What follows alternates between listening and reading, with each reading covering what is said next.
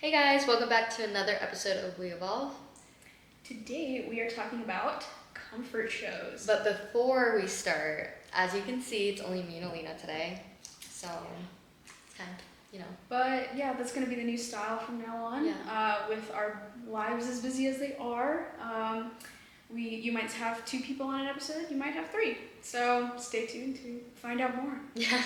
But to give the definition, it's a show or movie series, and according to Dr. Alexandra Gold, it's something that people turn to because it reliably provides a sense of comfort, of relief, of de-stressing, of peace of mind. And these are her exact words. Yeah. And it's something that helps people self-soothe.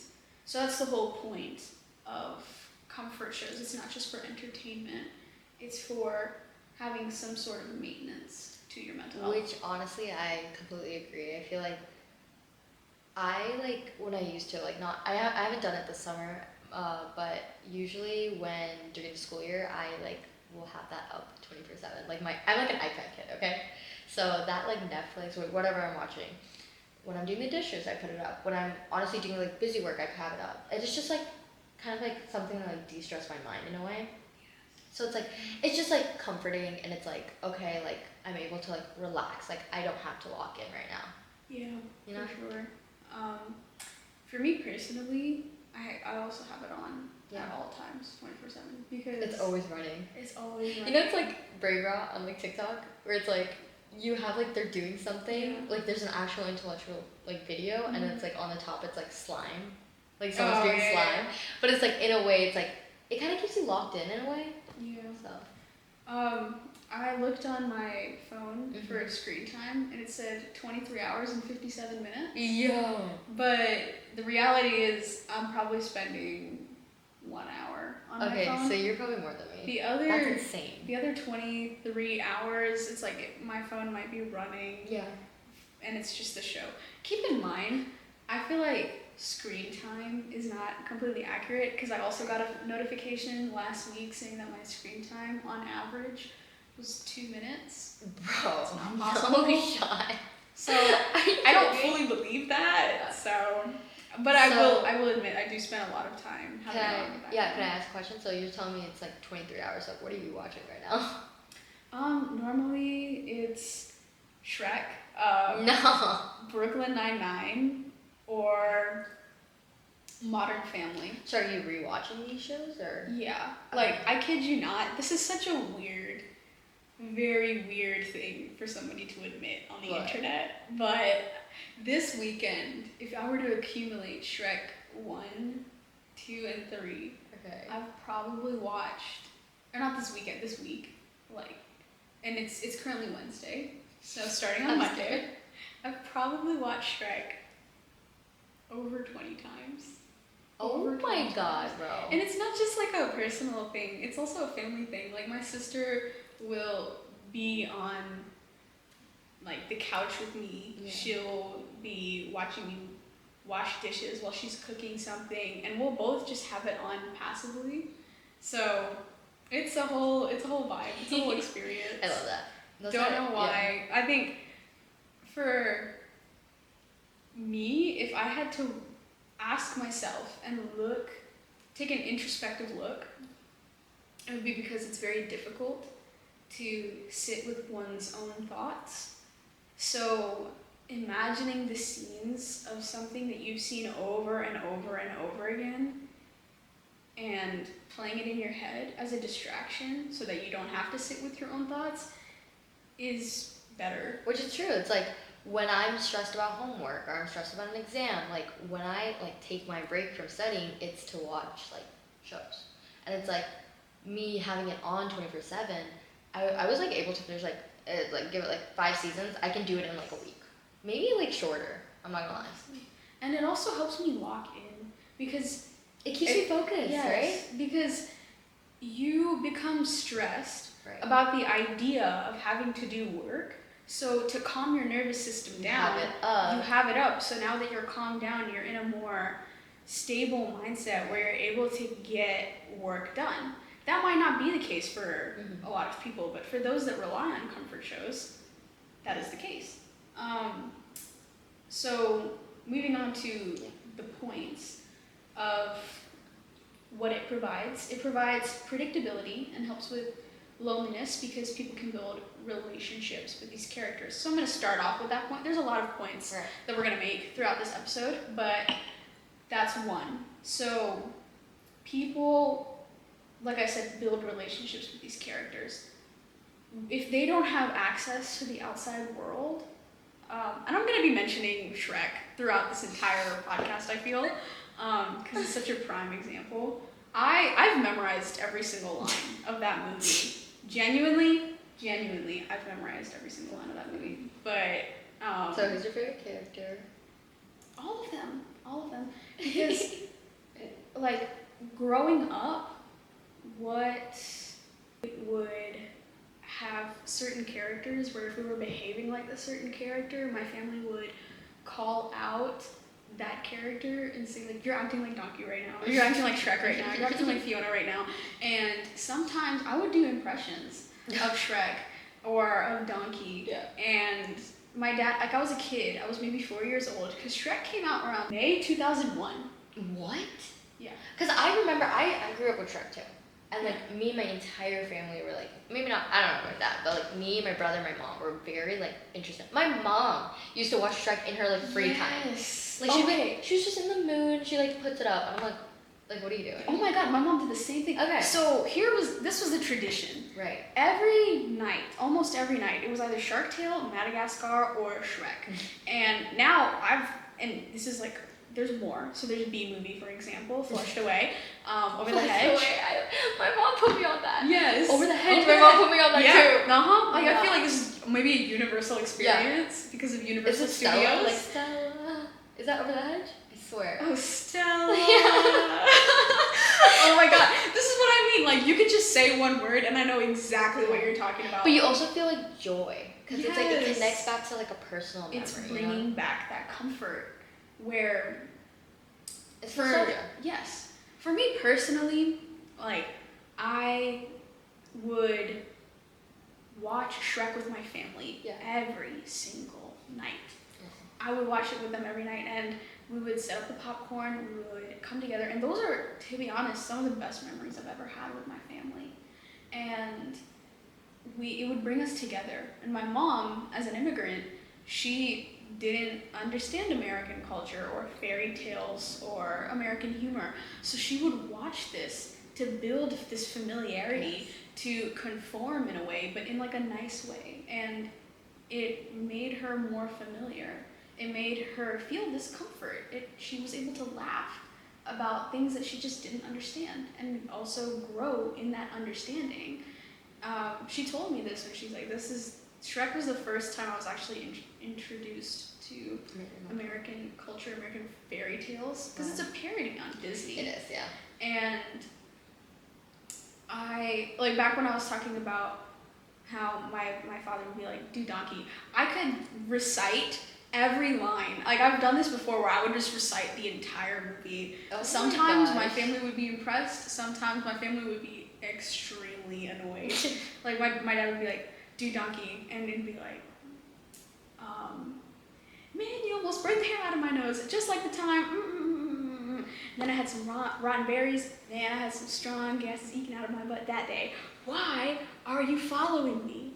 Cause I'm all alone. And you're just reciting lines. I'm literally just reciting lines, and I could just keep going and going. Oh my And gosh. anybody that's known me in the past, Is this your fun fact? this is my fun fact. This is the part that I was getting to. In school, whether it's first grade, third grade, fifth grade, eighth grade, there's like, bring in 5 things about you so you can introduce yourself. Name fun facts about you. And I would always bring in Shrek and be like, I memorized the whole movie. And some boy would come up to me and be like, oh yeah, prove it. Start the movie off. And I would literally start the movie off. Once upon a time, there was a lovely princess. And I could fully recite the movie to you. Wow. And like I said, I've probably watched it like 20 times within the past 3 days. If somebody was watching me up above, and they were to like make a tally of every time I've seen Shrek.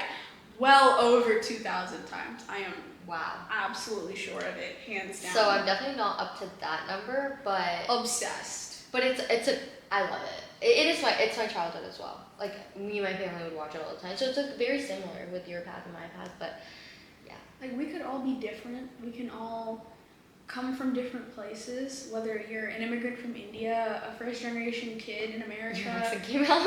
Dude, really? Yeah. From India. But it didn't matter because we were all connected by this animation, and whether it's drifting me off to sleep at night or giving me energy to wake up out of bed in the morning. You play Shrek? I play Shrek. No. Aw, how cute. Shrek is... That's your comfort show. It's valid. It's my everything, to be honest. Honestly, then I can relate. I think my comfort show would be like Harry Potter. It's not a show. It's a series. It's a series. So like Shrek 1, 2, 3, I like Harry Potter, the series. Seeing those characters grow, it's like me, like I'm growing with them in a way. And it's like I can go back and watch it anytime. Yes. Like it's just like. And so moving on to another point, there's parasocial relationships, and you benefit through self-esteem and ideal realization. So low self-esteem. That's a lot of words. Yes. But to explain. Yeah. Low self-esteem individuals often derive self-growth. You're able to do more introspection. You're able to identify with fictional characters who resemble you, and it makes you feel safe.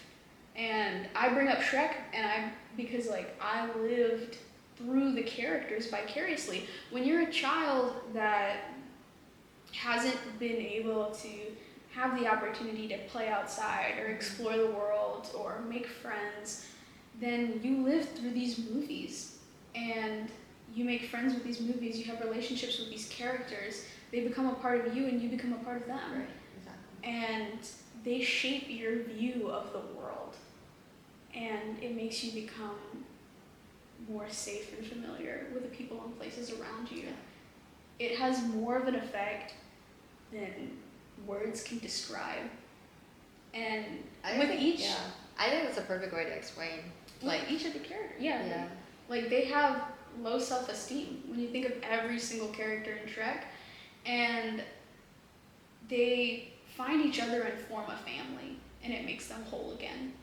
And that's why I say it's one of the best memories I've ever had with my family, and it creates comfort for me in the future. I would watch through the same movies over and over again, through the CD. So yes, oh my god, I had the CDs as well. Yeah, because we didn't have Netflix, Disney Plus, Hulu, so you would just put just in the CD and you would just watch. Yeah. And that's itself, the CDs are so in my car at least, my dad would what is it, burn the CDs I guess from I don't even know.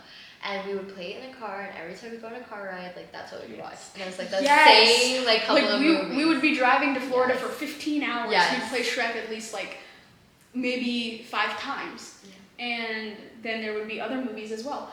Shrek is how I learned how to read. No way. So that's also goes into how I memorize the lines. Because my dad would see me watching Shrek all the time. The lyric one? He'd put in the captions. Oh, the captions. He would turn on the captions. Nah, I'm not real. And because I'd already understood what the characters were saying, because I already memorized the lines, it's predictable. Then when I would see the word associated with it, then I'd be like, oh, so that's how the word read is written. That's how the word book is written. Fairy tale. It's it's all there. So. Wow, you have a deep connection with that. Deep. I know what I'm getting you for Christmas, your birthday. Oh my god. I'm getting Shrek theme. Do you have Shrek theme item? Of course I do. Oh literally the outfit that I'm wearing is Shrek theme. Wait, I kid you not. Oh my gosh. Oftentimes in life, I have to have difficult conversations and there's difficult moments with whether it's career, physical appearance, mental well-being, future romantic partners, financial stability, all the stereotypical conversations in an immigrant household. or really any household. Yeah. It's like, oh, we're gonna get you an arranged marriage, or oh, you have to become a doctor, or like all these stereotypical things. It makes you feel like sometimes people have a vision for you because they want the best for you, but they're not accepting you for who you are, what you want. Like, nobody ever asked me what I wanted. So from the parent perspective, they're thinking, okay, if you're not listening to us, then you're actively working against your best interest, which hurts to watch. We're telling you that we want you to become a doctor, but you are actively working against that, and that's painful to watch because we only want the best for you. We want you to be economically stable and help people. So like not only just doing something economically stable, but also noble, so that you can have a good life. And you can see these themes in the movies. And that like, gives you, it gives you a sense to connect with them. Yeah. And it's like, wow, I just want to do my own thing. Yeah. Like, I just want to do there's a very similar movie where it's like, I mean, like, they all have very similar themes, but like, I'm trying to think of like an example of like a movie that is like, I want to do my own thing, but my parent won't let me. Yes. Rapunzel. Perfect. You got it. There you go. I know, there's so many. Like, there's always like, be yourself, you know? Just live your own dream. Mulan. Like any Disney princess movie. I want to do my own thing, but I'm not being allowed to. And I feel like Cinderella, which is like brave. Disney princesses. Oh my god, I was obsessed with them. Like, I was like, oh my, I worship. I think I played with my freaking princesses like until I was like in middle school. I'm not gonna lie. I'm being honest. I had like 5 castles all laid out in my like room. Every day, come after school, go straight upstairs, just like play with them, do some, I don't even know, and then I would come down, do homework, and go. That was like my break time. Yeah. I know it's like super, like, and then I'd watch Rapunzel, I'd watch like Mulan, like all those shows, like I felt such a like deep connection with, and it's like, I wanted to go to Disney for so long, and I only went when I was 18, which is kind of sad, but like, it still like helped my little inner child come out, and I was like I just have like a strong connection with like any Disney movie, so it's like it connects with the deeper. I mean, yeah, because going back to those conversations, it can be scary and it can be nerve-wracking to have these types of conversations with your family, and that's not just with your family. Going through life, it can be hard and scary. It can be petrifying. So what do we and most people probably do in these types of situations? We shut up, we put our heads down, and we get to work and suffer in silence. But what's one way that we can find comfort and let out our frustrations silently? Yes. We seek comfort in these movies. So because this movie, Shrek is not going to come out and argue with me, debate with me, or judge me. That's why we seek comfort in these places, because of the lack of judgment. It helps you find comfort without receiving conflict. It makes you feel also like a type of feeling that like, I don't know if it's just me, but like when I watch certain TV shows, like for example, The Summer I Turned Pretty, okay? Mm-hmm. Read the books, love the books, watching the show, love the show, but it's like the feeling you get when watching it, it's like, it's not nostalgia, but it's like the whole thing is like, this whole, I'm not gonna explain any of it, but it's like very like summer-esque themed and stuff, so it's like, it's like when you're happy in summer, it feels like you want to go do something, you want to go to the beach, it makes you feel like, and it's like obviously when I'm stressed for many things, if I'm very like upset about something, it's like when I watch those shows, I get that sense of happiness and like that feeling. That's nostalgia. Yeah. So we can have emotional safety from known endings. You know that summer is going to be this amazing season. Yes, yes. You know how the series is going to go. You know that conflicts arise, but you know exactly how it's going to resolve. Right. That's another thing about American movies, is unlike British movies where there's like sorrow and ending, and then like you have Bollywood where it's more dramatic and it's musical, drawn out. With American movies, it's short, sweet, to the point, happy ending. You can always expect a happy ending. And so psychotherapists note that rewatching recognizable shows allows viewers to power down mentally.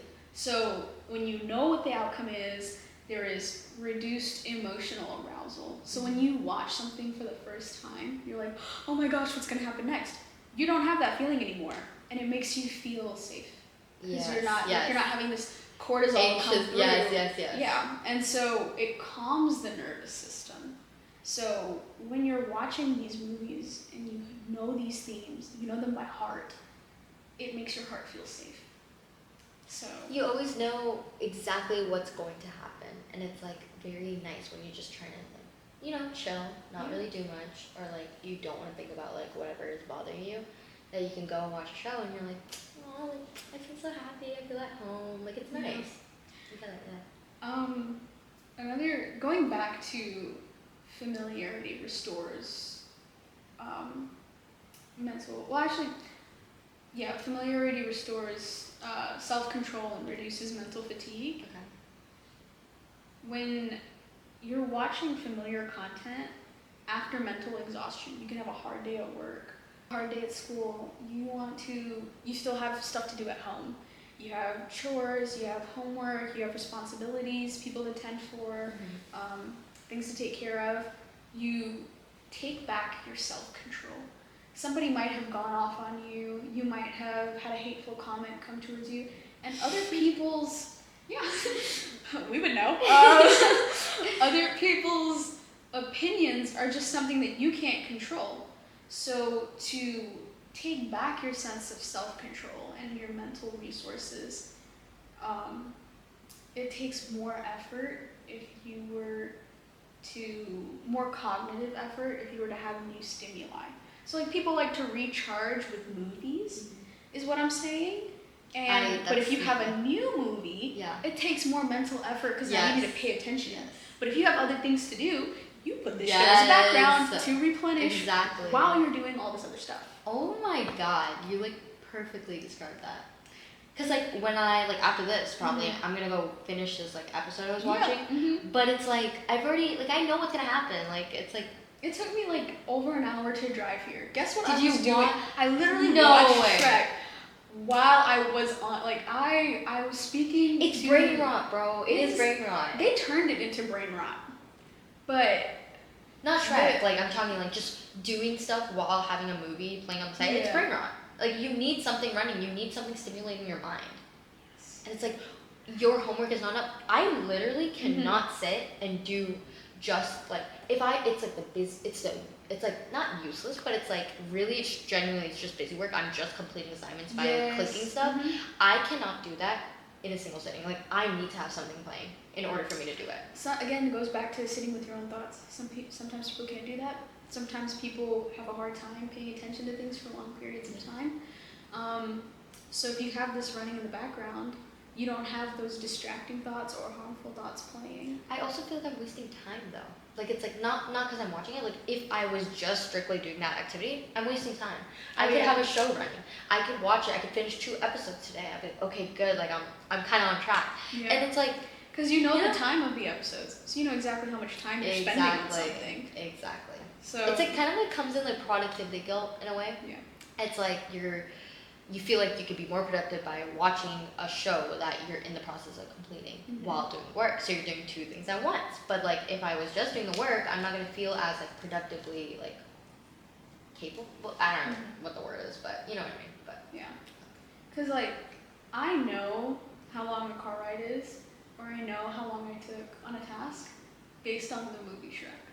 Like, wow, that's because Shrek is approximately 1 hour 29 minutes.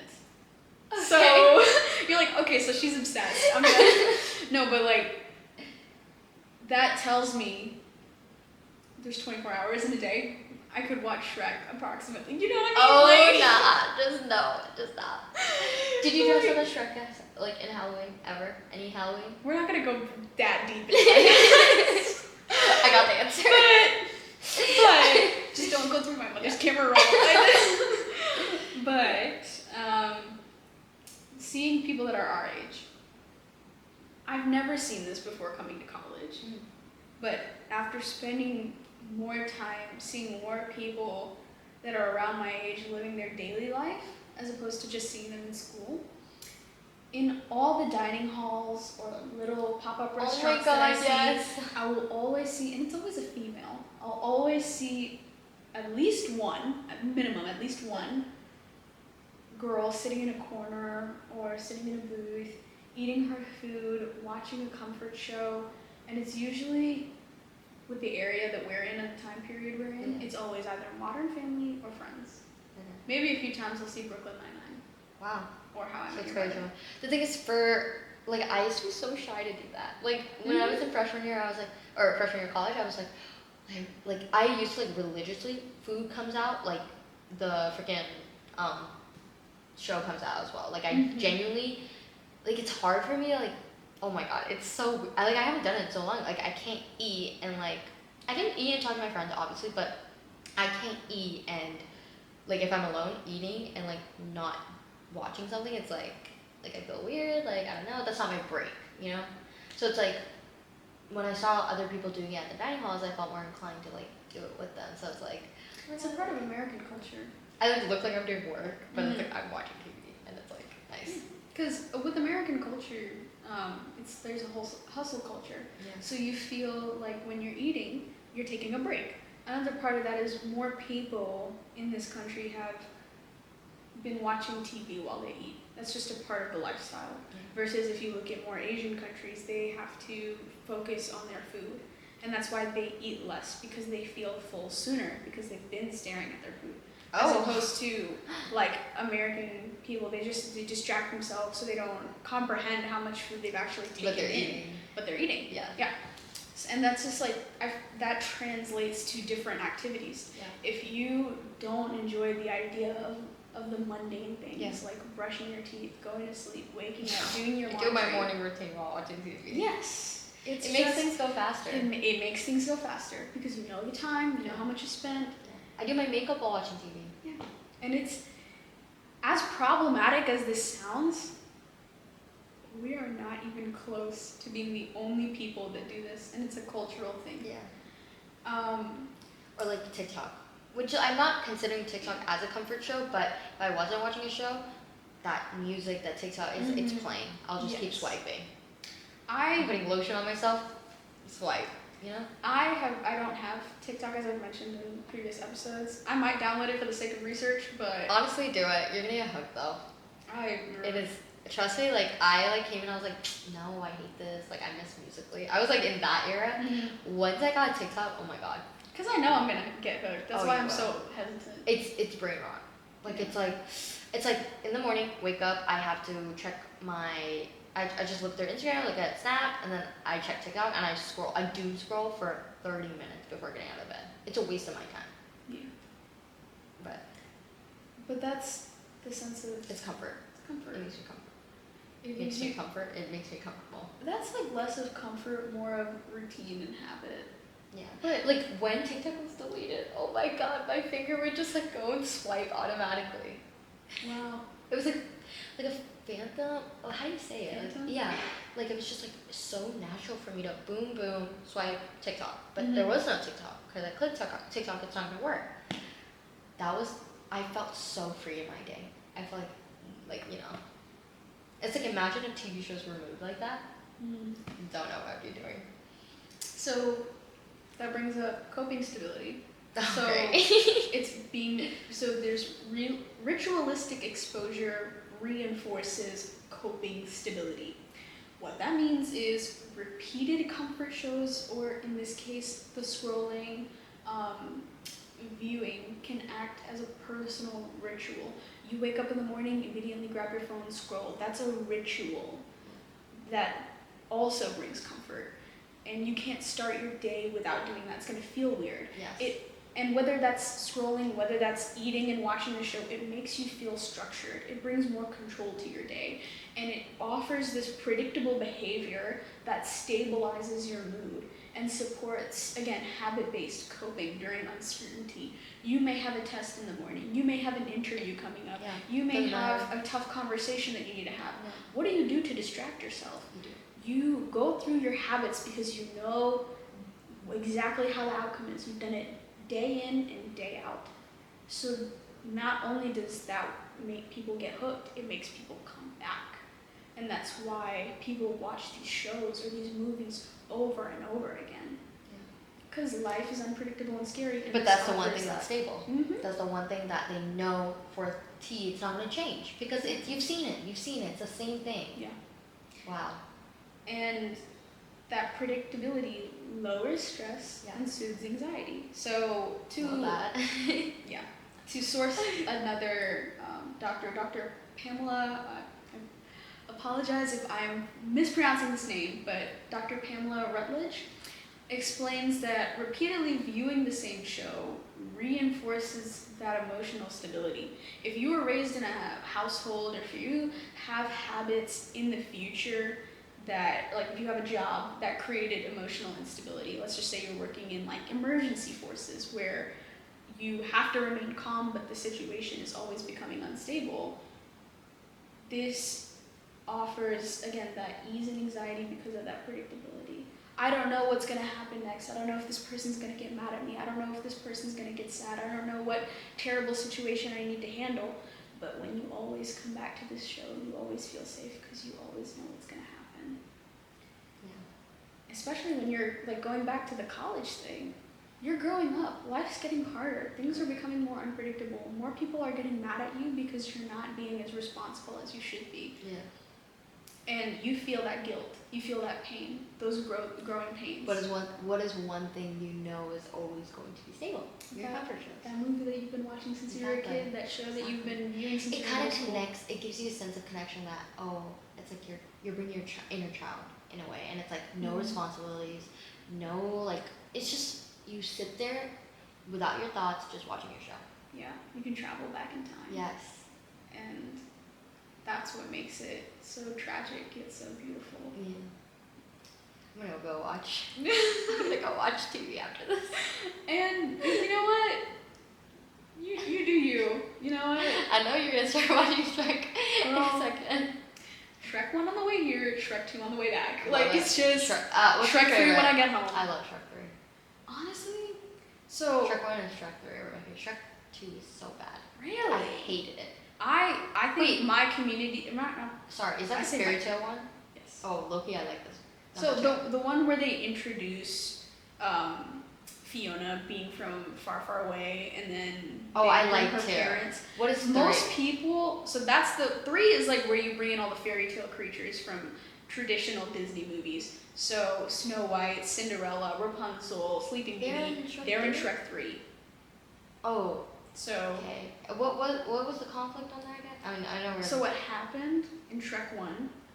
Fiona meets Shrek. He saves her from the fire-breathing dragon in the castle and all that. They meet. They fall in love.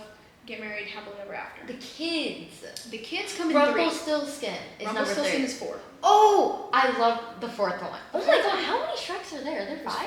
4. Okay, there is a 5th one coming. Okay, that's what I thought. Supposedly. Okay, I love 1, 2, and 4. I hated 3. I'm pretty sure. That's the common premise. Most people feel that way, and that's because of certain characters where it just didn't feel like they were. It didn't feel the same. Yes. It felt like a filler. Yes. The plot wasn't. I am so deep in the community. I am the community, and the community is me. Yeah. I am just like well versed in. Yeah, no, in I did not PR. like 3. I was like, wait, what was the 3rd one? Yeah, no, 1, 2, 4. Rumpelstiltskin, because 4th one. Most people, because they're young, so they're not having kids, right? And if Shrek 3 is about kids and becoming a father, that's a little bit older, struggles that people are not going to understand. But 1, 2, and 4 are about self-identity, and most people. And you know why I like 4 so much? Because it kind of brought back. It brought back the vibes of the first. It was the first one. It goes back in time. Brought him back in time. And I was like, oh my god. It brought back this sense of nostalgia. Yeah. Yes! Oh my god. And that's why, like, dude, look, when I'm just, like, literally just trying to chill and, like, I just scroll on Netflix and I see Shrek, I'm more likely to watch that because it's just like I've seen it. I know exactly what happened. You engage with something that you like. Exactly. So going back to emotional regulation through nostalgic comfort, psychological studies indicate that it provides regulation through, as we've been mentioning, solace, nostalgia, relief during times of emotional stress and imbalance. And going back to the beginning of having loneliness and not being able to interact with other people sometimes, people build parasocial bonds. This is going to sound complicated, but people build parasocial bonds that supply social surrogate support. That was just words. What that means is, according to the social surrogacy hypothesis, Okay. this parasocial relationship with characters can substitute for real connections, relieving that loneliness and creating social bonds.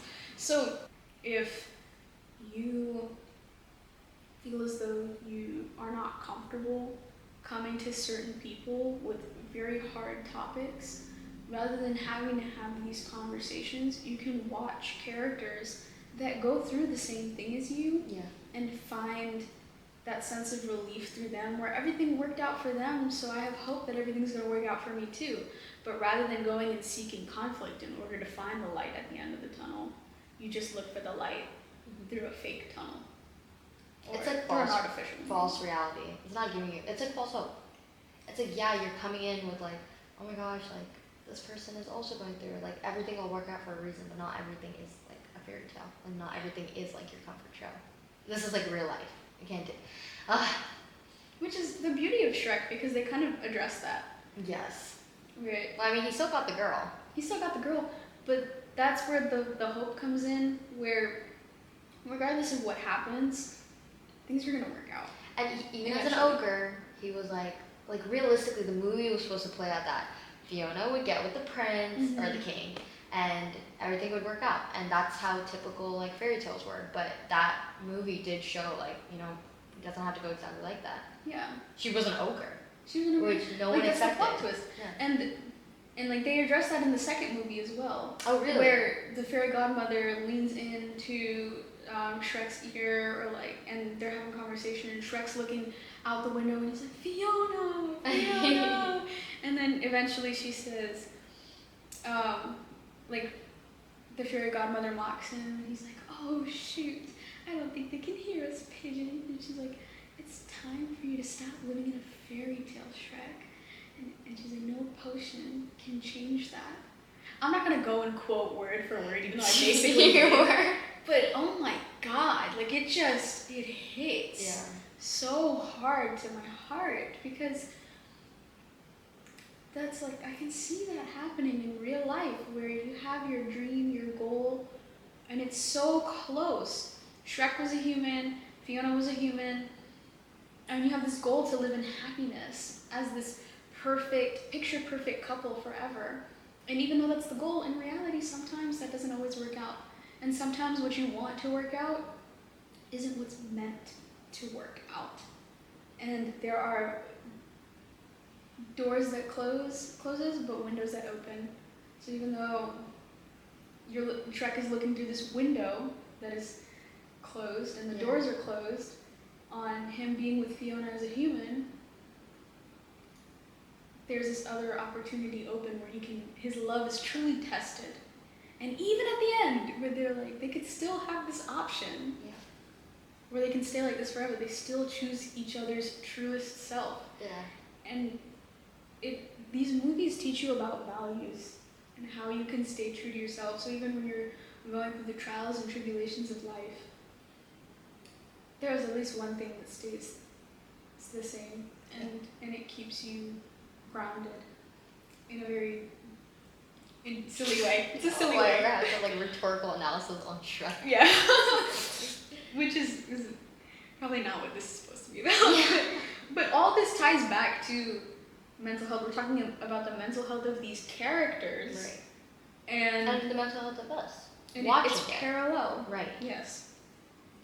So, going back to the parasocial relationships, it benefits self-esteem and the ideal self-realization. Okay. So it's like, ideally, I want my life to work out, and it worked out for this person. Yeah. So, hopefully, like, it gives that, again, that hope where ideally it will work out for me. and it will create this motivation, and it will create this self-growth, and there's non-reciprocal attachments. So even if we were to bring up like Disney princesses, there are going to be times as a female, as someone with different cultures in a foreign place, you're going to feel trapped. And you saw these strong, beautiful, capable women escape and end up with their happy ending. Yeah. Why can't I? Wow. And you just, it gives you that motivation to keep growing, to keep pushing, because my time will come. Their time came in an hour and 29 minutes. Mine will come in a few years, but it'll keep going.